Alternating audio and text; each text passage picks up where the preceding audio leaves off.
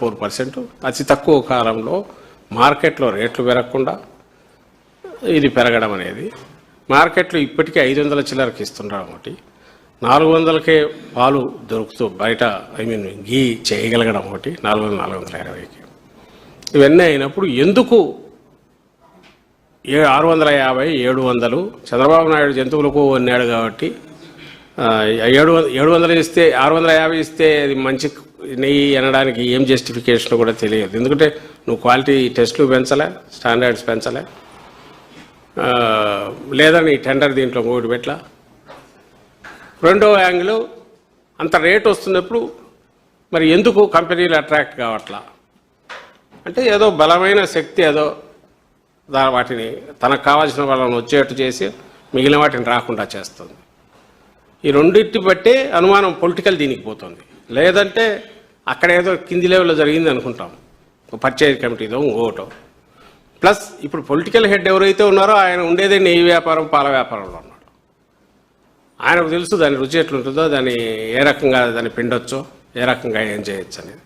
So ఇవన్నీ కలిపితే ఇది మామూలు స్కామ్ కాదు, చాలా పెద్ద స్కామ్. ఖచ్చితంగా దీన్ని ఫిర్యాదు చేసే విషయం కూడా ఆలోచిస్తాను.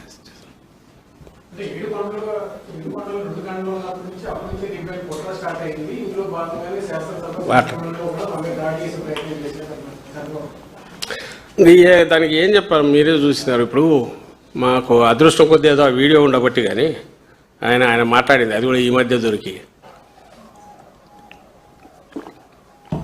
అంతకుముందు ఎప్పుడు ఆయన దబాయింపు ముందు తట్టుకోలేకపోయాం.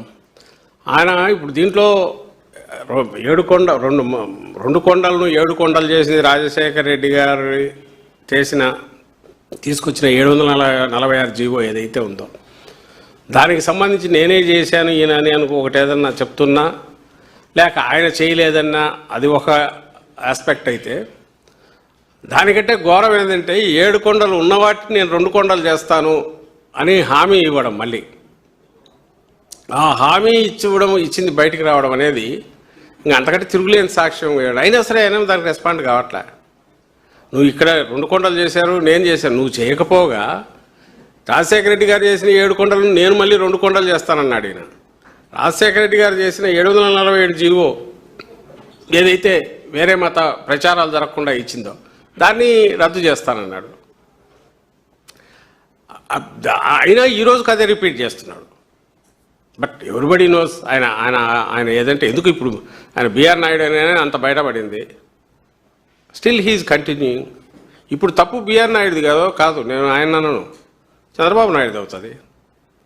నీకు మా హయాంలో, జగన్మోహన్ రెడ్డి గారి హయాంలో ఒక వ్యక్తి ఒక పర్టికులర్ దీనికి, అది ఇంత పొజిషన్ కూడా కాదు, భక్తి ఛానల్కి ఉన్న వ్యక్తి తను ఏదో ఫోన్లో వేరే వాళ్ళతో మాట్లాడడంలో ఇదిగా అన్నప్పుడు తెలిసినప్పుడే ఇమ్మీడియట్గా తను రిజైన్ చేయమని తప్పించడం ఏదో జరిగింది ఇమ్మీడియట్గా.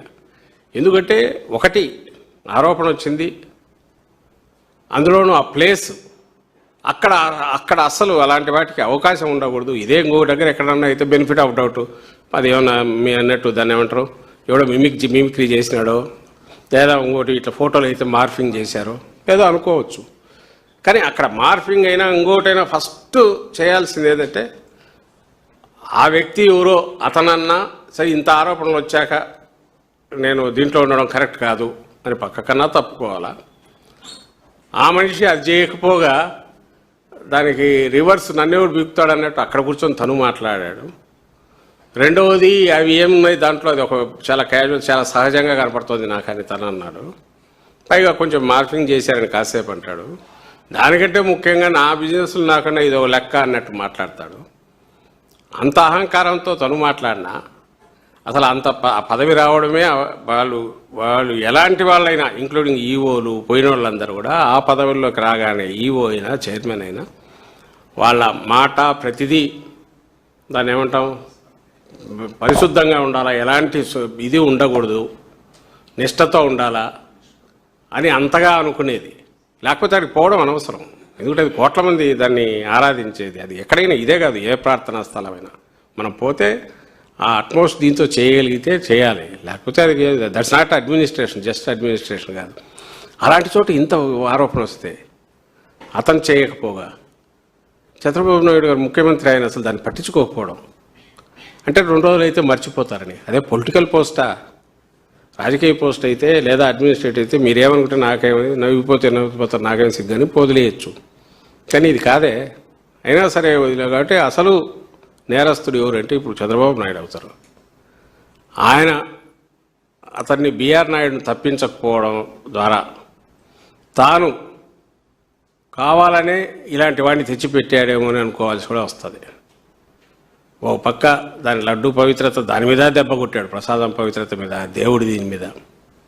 రెండవది, ఒక వ్యక్తిని ఎవరైతే అసలు దాని మీద ఎలాంటి గౌరవం కానీ భక్తి కానీ లేదని తన మాటల ద్వారా చేతల ద్వారా నిరూపించుకుంటున్నాడు, అతని మీద అంత బలమైన ఆధారాలతో వచ్చిన ఆరోపణ వచ్చినా కూడా, కళ్ళ ముందు కనపడుతున్నా కూడా అతను తప్పించకపోవడం ద్వారా చంద్రబాబు నాయుడు గారు ప్రూవ్ చేసుకుంటున్నది ఏంటంటే నాకు దేవుడు అంటే లెక్క లేదు, పత్రం లేదు, ప్రజల విశ్వాసాలంటే గౌరవం లేదు, వాటిని లెక్కలేక వేసుకొని అనేది ప్రూవ్ చేసుకున్నాడు. అది ఇప్పుడు జరుగుతుంది.